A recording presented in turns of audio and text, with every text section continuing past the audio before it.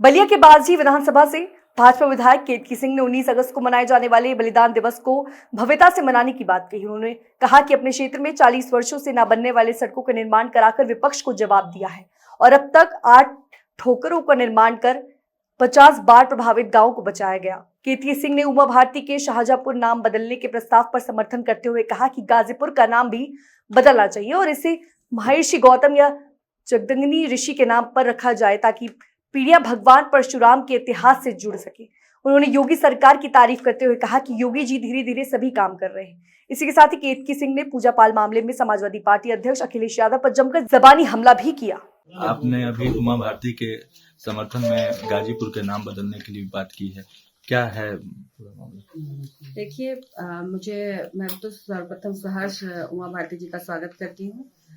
और मैं तमाम ऐसे नामों को बदलने की जरूर मैं प्रार्थना करना चाहूँगी, सिर्फ योगी सरकार से ही नहीं, समस्त सरकारों से, देश की सरकार से, कि ऐसे जितने भी नाम हैं जो हमें हमारे कलंक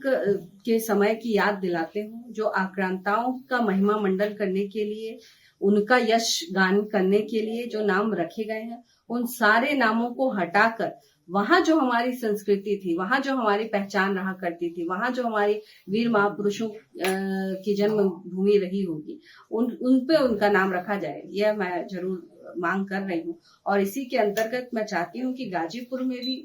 हम, अगर गाजीपुर का इतिहास पता करें तो गाजीपुर का इतिहास में हम महर्षि गौतम को भी कहीं पाते हैं। हम परशुराम जी के पिताजी हैं, उनका महर्षि यज्ञ महर्षि जगदम्बिक जी का मेरे अभी दिमाग से निकल रहा है, उनके नाम पे भी हम चाहें तो उनके नाम पर भी हम गाजीपुर का नाम रख सकते हैं। तो मेरी यही प्रार्थना है कि जिस तरह प्रयागराज को उसकी पहचान मिली, उसी तरह तमाम अलग अलग जो गांव हैं, जो शहर हैं, उनके नाम पे हम नामकरण करें, तो जिससे हमारा इतिहास जीवित रहे। तो इससे बदलने से क्या फायदा हो सकता है? बदलने से हम अपनी आने वाली जो जनरेशन है, आज मैं वो नाम इसलिए भूल रही हूँ, आज मैं गाजीपुर नहीं भूल सकती, परंतु मैं महर्षि